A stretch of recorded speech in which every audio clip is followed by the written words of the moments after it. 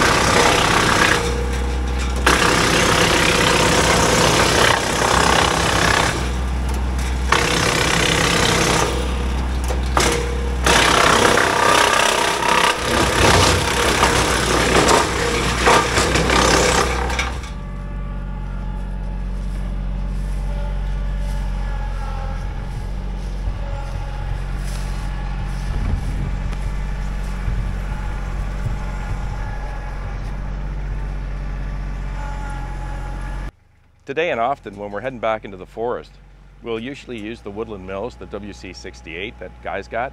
It's a 6-inch chipper. It's also got a hydraulic infeed, and it's great for being out in the forest because we've got some pretty sizable limbs that we sometimes need to chip. Myself, as you know, I've got a small 4-inch model, just a gravity fed, and that works great for me on my small property because generally speaking, my limbs are a lot smaller. I don't have a lot of large trees like Guy does, and that kind of does the trick. Because anything usually after 3.5 to 4 inches will burn for firewood. We don't chip it usually. But having that larger, more powerful chipper when you're down deep in the forest just makes a big difference. So that's why we use his quite often when we're deep in the forest. And using that 6-inch chipper just means we don't have to cut the limbs down as small before we set them in, like we do with mine. Like I said, either one works really well. It's nice to have that extra diameter or that ability to cut larger limbs so we can put longer, bigger limbs in without having to limb them down further.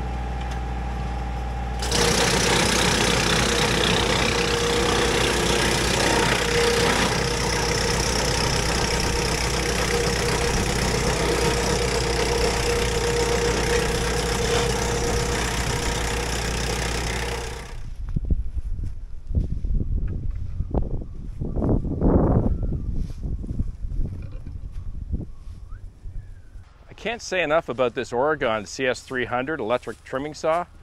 It's a great little saw for limbing, so much faster and more efficient, and the battery life on this thing is phenomenal. Of course, the only drawback is when GP forgets to charge the battery. But literally, I did forget. I came out here, it had 3 out of 4 dots, and we did all the limbing right from the beginning of this video all the way through to where we stopped. I had to pull out the 261 just for that last log. But that thing on one battery in less than a full charge went all the way through this. Plus I love the fact it's got that built-in sharpener.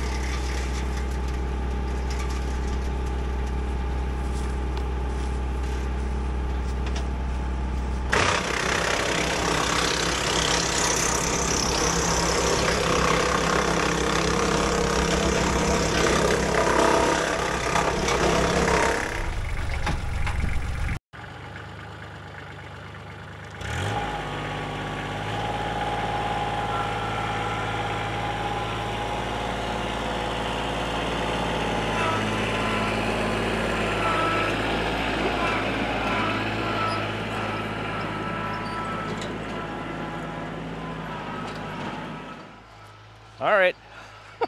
I know it. There's a couple of you wise guys. You want to say it. It's okay to say it. GP, you missed a spot.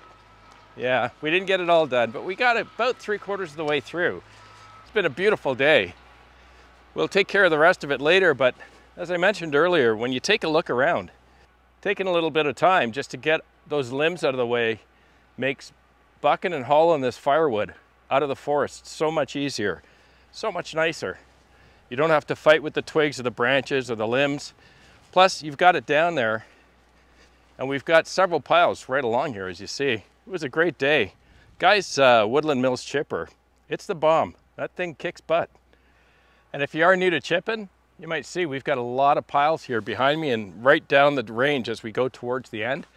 Guy will come back with the tractor and you'll use the bucket and he'll spread that stuff out.